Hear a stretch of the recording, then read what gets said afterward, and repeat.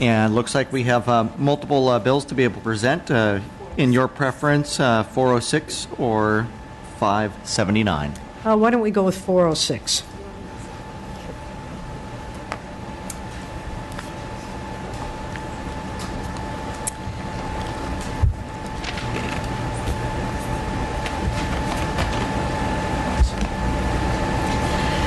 Good afternoon, Mr. Vice Chair and members. This is Senate Bill 406, which will update the California Family Rights Act, otherwise known as CFRA, because we have to have acronyms in the legislature for everything. This is CFRA. This was a law passed 24 years ago to better reflect the present-day caregiving realities of our workforce. I bring this as an update. This measure would expand job protections and subsequently access to paid family leave for millions of workers when they have to take the time off to care for a seriously ill loved one or bond with a new child.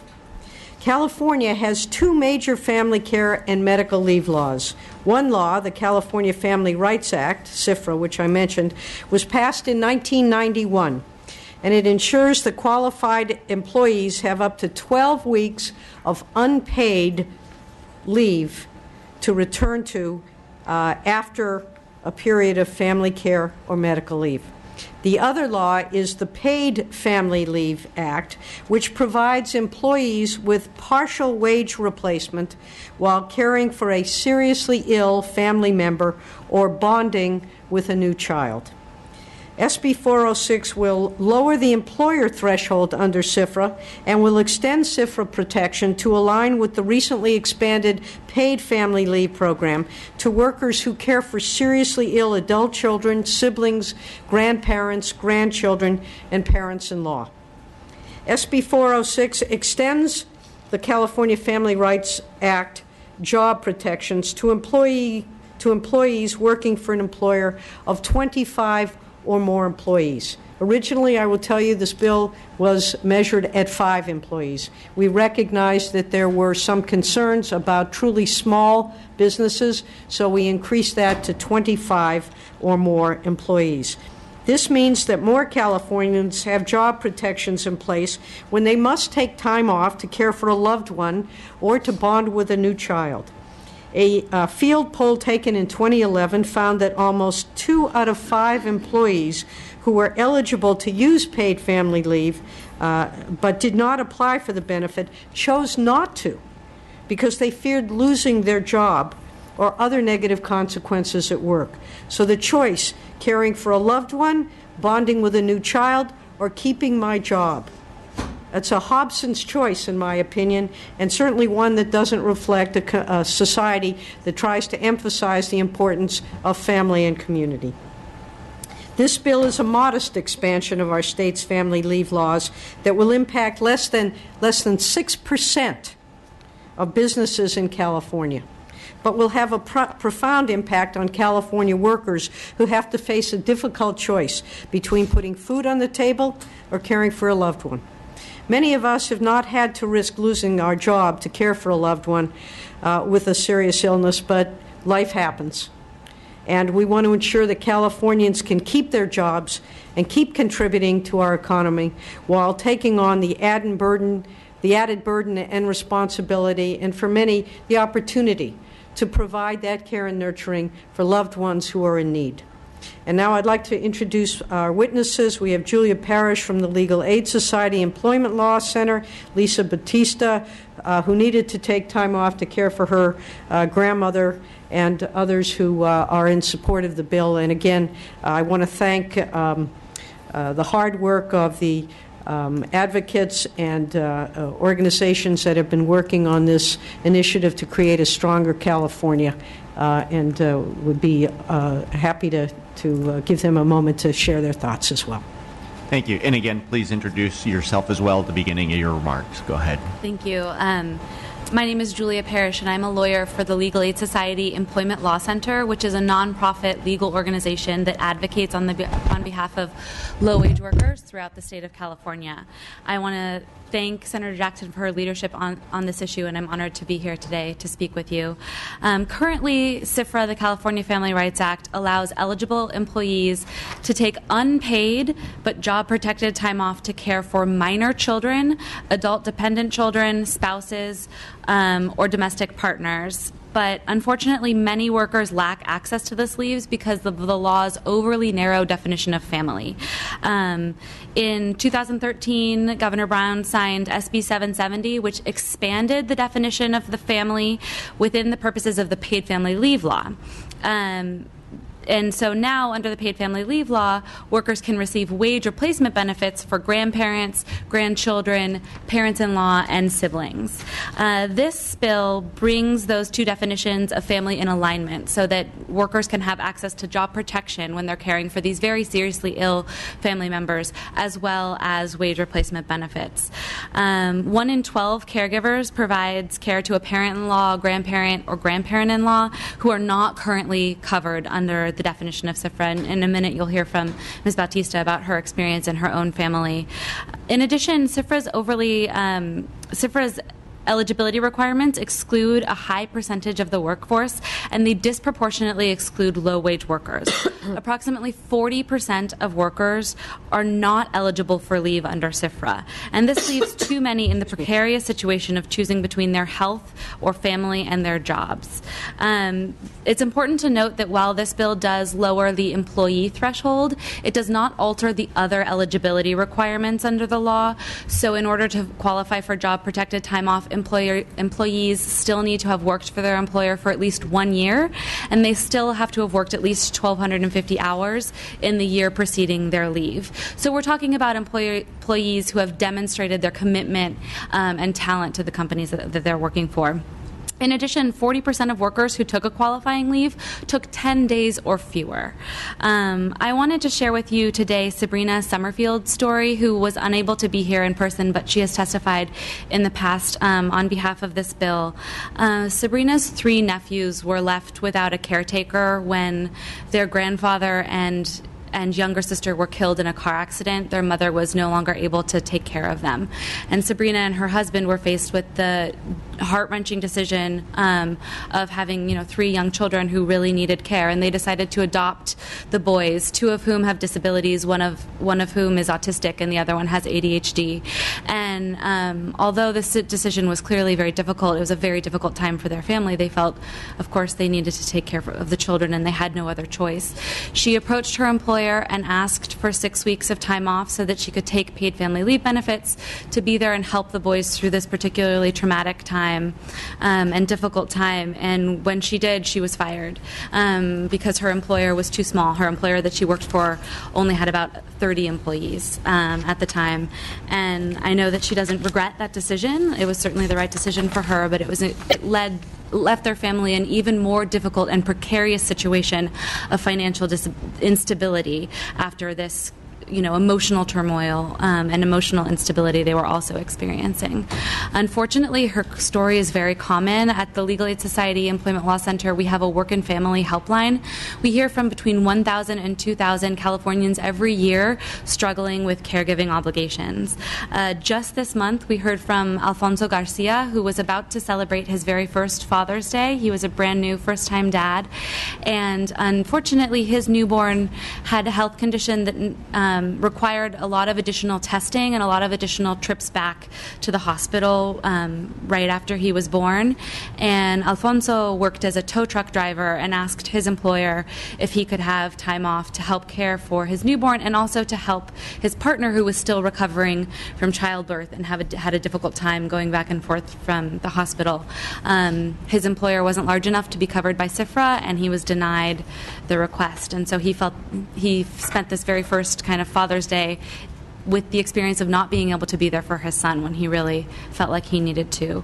And so, unfortunately, this is a very common situation. CFRA also has important positive impacts on critical health outcomes. For example, longer maternity leave is associated with decreased maternal depression and improved infant cognitive development. Leave also positively impacts breastfeeding, initiation and duration, and increases the likelihood of childhood immunizations and child preventative care visits. Leave also allows caregivers to help their loved ones maintain treatment plans and avoid future complications and hospitalizations. California led the nation with the paid family leave program, but too many workers are still left without access to the benefits because they lack job-protected leave. And for these reasons, we respectfully ask for your aye vote. Thank you. In support. Hello, my name is Lisa Bautista, and hello, members. I'd like to thank Senator Jackson for introducing this important bill to protect working families dealing with serious health problems. I myself am a registered nurse, and it has been my pleasure to care for people for a living. So when my own grandmother was critically ill, I was willing and ready. My 91-year-old grandmother had a failing heart and Alzheimer's disease, and she got to a point in which she needed constant care and attention. She has 3 daughters, all of whom wanted to help her, and they are strong, yet elderly women, and this work is physically and emotionally draining. I'm a nurse and trained in caregiving, so I wanted to do my part to help my family and honor my grandmother during her final days. When I approached Human Resources and asked for time off for my grandmother and to help my family, I was told that I would have to choose between my job or my family because grandparents weren't covered under the law.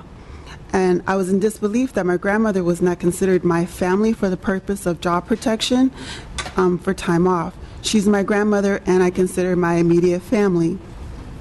Well, as head of my household, I was forced to choose my job. It was heartbreaking for me and really difficult for my mother and my aunts. My grandmother's health continued to decline, and all I could do was offer advice from the sidelines. Had I been able to take care of my grandmother in her last days, I would have felt more at peace and not like I abandoned my family during their time of need. I also have a brother with serious health condition, and I would like to be able to take care of him when the time arises.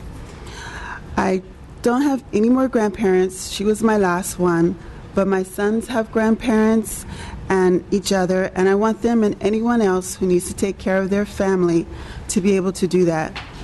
California's paid family leave program expanded the definition of family to include parents-in-laws, grandparents, grandchildren, and siblings. And California's job protection law should have the same definition so that workers who have earned paid family leave can use it to care for their families. I strongly urge your support of SB 406 so that families like mine can help each other in time of need. Thank you. Thank you very much. Next speaker in support. Greg DeGere with the ARC and United Cerebral Palsy California Collaboration Coalition of people with intellectual and developmental disabilities and their families, friends, and service providers. This is an important bill to family members of people with developmental disabilities who care for them throughout their lives, and we support the bill. Thank you very much. Those wishing to add on. Thank you, Mr. Chair. Members, Mitch Seaman with the California Labor Federation, also here in strong support. Mariah Watson, American Civil Liberties Union of California, and we're here in support. Deanna Johnston on behalf of the California Nurses Association, also in support. Seth Bramble here on behalf of the California Teachers Association, in strong support. Dolores Dorian Flores with the California School Employees Association, in support. Jenya Cassidy, California Work and Family Coalition, in support. Sue Miller, AAUW, American Association of University Women, in support. Lori Furstenfeld on behalf of the Child Care Law Center, we're here in strong support. Raji Prasad from the National Association of Social Workers, also in support. Kathy Ruzeka on behalf of 3 million AARP members, we're in support. Jennifer Reich with Equal Rights Advocates, in strong support. Thanks. Deborah Johnson, former caregiver, in support. Thank you very much. Are there any further add-ons? Those wishing to speak against the bill, please come forward.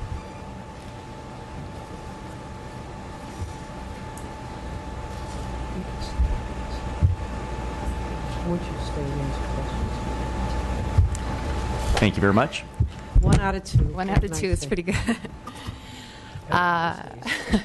Mr. Chair and committee members, Jennifer Brewer on behalf of the California Chamber of Commerce, and we are opposed to SB 406. It's not that we're not sympathetic to the stories we just heard provide. The proponents are not sympathetic to the need to care for family members and the medical conditions of those individuals.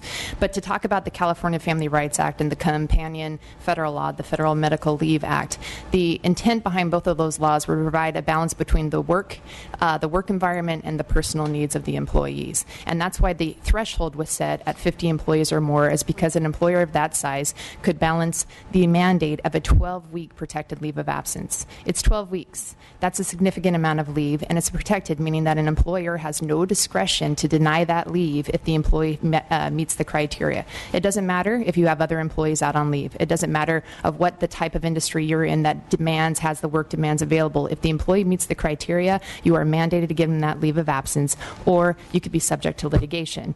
Right now, employers, this bill proposes to limit it to or reduce the employee threshold down to employers with only 25 employees. And it's not 25 employees at one location. It's 25 employees within a 75-mile radius. So you could have a location within that 75-mile radius that has a very limited workforce, but yet would still be mandated to provide this 12-week leave of absence under SB 406, which we believe is a significant burden. I appreciate the proponents' statements and the author's statements, and I wasn't here for the full one, but I've heard it in other committee testimony in case it wasn't stated here, that this is an unpaid leave essentially, and so why would an employees want to abuse it? Well, there's a couple of situations that I want to address on that point. It's not necessarily unpaid entirely. As we just mentioned, we have the California Paid Family Leave Program, which is a wage replacement program and provides 6 weeks of wage replacement for employees who are out on medical leave. So at least half of the leave is compensated by the state program for California Paid Family Leave. Additionally, an employee can utilize obviously accrued vacation or accrued sick leave benefits as well to compensate for part of the time off. Employees don't have to take the 12 weeks of leave of absence all at one time. Employees can choose to utilize 1-hour increments of the medical leave at a time. This is a huge administrative burden, even for the employers of the size that it's currently applied to for 50 or more employees, because they have to track every hour of time and document it as CFRA or FMLA time, or if they don't, it doesn't count, basically. They can't go back and then recount it. So it's a huge administrative burden that we would now be imposing on these smaller employers. Additionally, as we cited in our letter, this leave right now is not without abuse. We've cited several cases in which an employer provided the medical leave. The employee went out on the medical leave, and while they were on medical leave to care for their own medical condition, they happened to be opening up their own business and their own restaurant and working at that restaurant. And when the employer who provided the leave tried to terminate them, the employee came back and sued them for violating their rights under the California Family Rights Act. Additionally, another employer that we provided an example of provided 14 months of medical leave for an employee. 14 months. The law only mandates 12 weeks. When they did not return from leave, the employer let him go, terminated him, and the employee came back and sued them for violating their California Family Rights Act. These are only a couple of cases, and now we're exposing our same small employers to that same level of litigation with damages for back pay, interest, penalties, etc., and attorney's fees that we don't believe is necessary. Look, I understand the sympathetic stories, and I am very sympathetic and sensitive to, again, the family conditions that require medical care. But right now, under the current law, employers of that size, those smaller employers, are able to discuss and talk with their employees about the amount of leave that is necessary in order to balance out the work conditions and the job duties that are required for that business. It's not, hey, I need 12 weeks off and I'm going to take the 12 weeks off. It's, hey, I can give you 1 week here, I can give you another couple of weeks here. I don't have anybody on this day, can you come back? And it's a balance and a discussion between the small employer and the employee as to how to accommodate both needs. This bill will remove that discussion and mandate it on these smaller employers. The last point is, even for the larger employers, it would expand their burden, as it would place us out of conformity with federal law. By adding the additional family members to CFRA, you are not going to mirror federal law anymore. Currently, these laws basically run concurrently, so if you trigger CFRA law, you're triggering FMLA. By adding the family members to one that aren't covered under the other, they're no longer going to run concurrently, which then exposes these larger employers to potentially 24 weeks of protected leave of absence, which is also a significant burden. For those reasons, we are opposed. Chris McKaylee on behalf of the California Ambulance Association. A majority of members would actually fall within this threshold.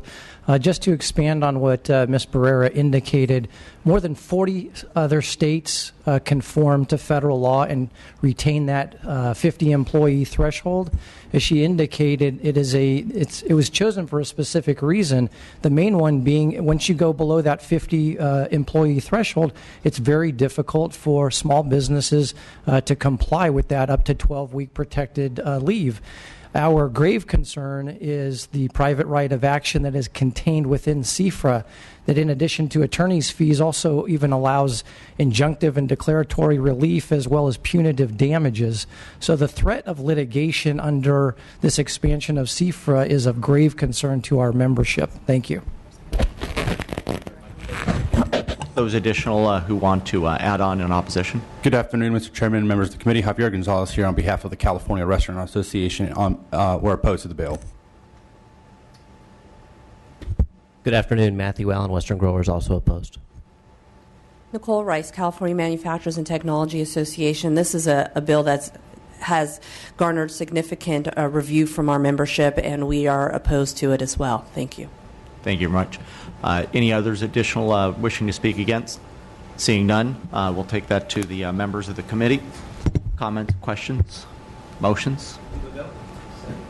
Motion by McCarty and a second by Thurman. Are there any further comments? I see McCarthy. Congressman McCarthy? Yes. There we go. Well, I support this measure, and it just continues California as a leader in this front, and frankly strengthens families. And the going from 50 to 25, I don't think is not unreasonable. But the bigger piece is the extending the definition of families, and who are we to pick and choose who is important in your family. And you go to a lot of families, and whether it's a kid, a grandkid, a father-in-law, what's the other one? Grandparent, domestic partner. You know, they are part of your family, and I think that it's hard for us to kind of pick and choose, and I think this just forwards this progressive policy we have in our state. I think it makes sense. Thank you. Thank you. Thank you. Member Patterson?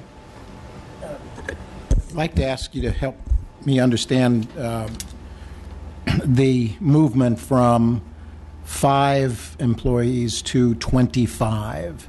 If 5 employees became an obvious burden that led you to remove it and go to 25, why do you think that the burden on the 25 is substantially reduced from the 5? Well, as someone who used to have a small business, I'm a recovering lawyer, but at one point in time I had a staff of 13 people. And the more people you have, the more you can essentially spread the work. When we then went down to a staff of 5, we were not quite as interchangeable. And I think that's the case, too. If an employer has 25 employees, they're more likely to be able to give out some of the additional work for that period of time. Or, I would suggest to you, Assemblyman, because this is unpaid leave, that the employer could then bring in a temporary employee to fill in during that period of time. The number 5 is sort of in an ideal world, but I recognize and know from my own personal experience, it's a little tougher being able to sort of spread yourself a little thin when you've got so many fewer employees. 25, we believe, is a number. In fact, and I wish California were the leader in this, but the fact is that there are several other states where they've reduced the threshold. Maine, for example, has 15 employees, Minnesota 21, Oregon 25, Vermont 10, District of Columbia 20. And even in defining, expanding the definition of family, there are 5 or 6 other states who have done this in advance of us bringing this measure this year. So it really is 25. Again, it's a larger number, a little bit more fungibility. At that number, then 5, it might be, again, that did, I think, generate concerns, legitimate ones, that was really too low a threshold and would put a burden on an employer that might be difficult to overcome. Your basic response to those who are raising the same case at the 25 level as at the 5, what is your answer to them? I mean, we've heard testimony that this is essentially a requirement that significantly creates the kind of burdens at the 5 member. In other words, the ability to manage particular kinds of work. I mean, the notion of fungibility and the notion of bringing somebody in temporarily is it's a linguistic case, but in the real world of real employee and employer relationships in businesses the size of 25, the idea of bringing in a temp, or the idea of our particular business model, because we have 25, we can work through all of the difficulties that the 5 level threshold as compared to the 25 level threshold.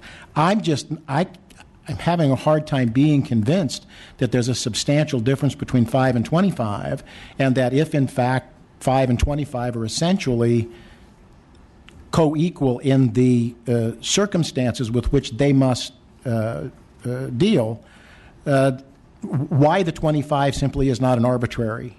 Well, it isn't arbitrary because there are a number of areas in California where we use that threshold of 25, and I could probably get those for you. I think in disability access, for example, there are several others. So 25 isn't sort of a magic number. It is a number that already exists in California law. So it's not arbitrary.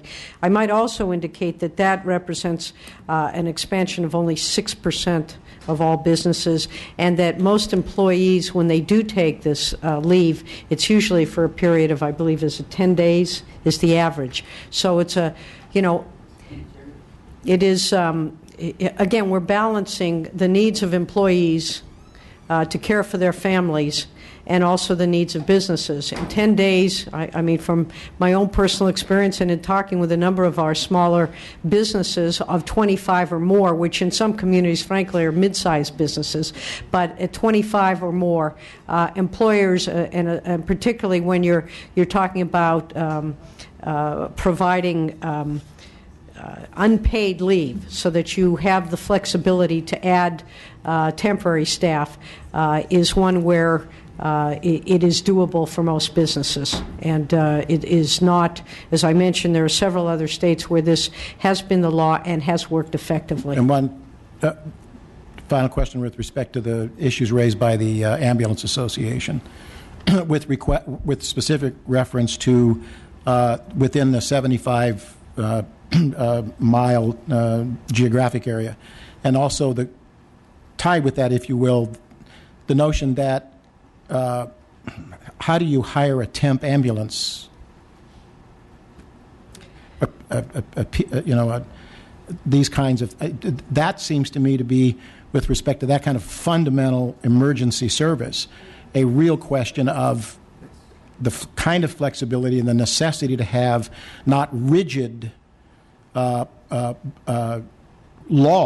but a reasonable and rational discussion with the employer and the employee with respect to the kinds of problems that particular line of work would create. Well, I don't know the world of EMTs and ambulance drivers, but I do know that there are some who work sort of on I don't know what they call piece basis, that they're sort of independent. But remembering that we're talking about people taking leave for extraordinary circumstances.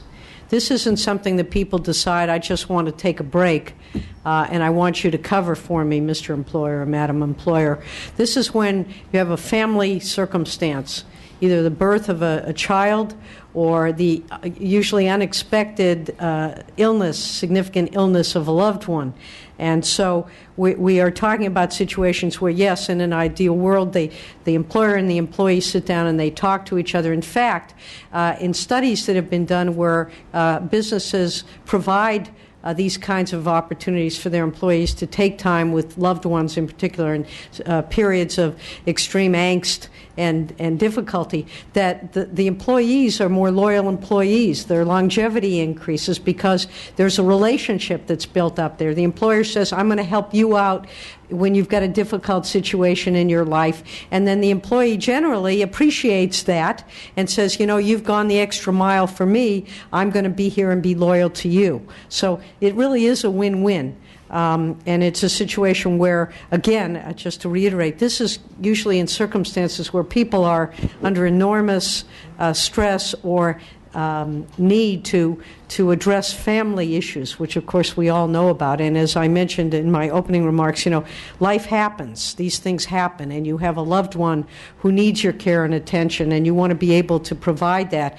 To have to decide whether or not you're going to bond with a child or put food on the table, I think is one that in today's world, and I want to mention that this law was drafted was written 24 years ago. You know, we're changing. Hopefully we're changing in our world. And we're seeing, particularly in our family situation, as more parents have to work, and we have two-parent working families, and even when it's just a one-parent family, obviously they have to work. We're recognizing the importance of having that flexibility in the workplace, both businesses and employees, in order to accommodate the evolving world in which we live.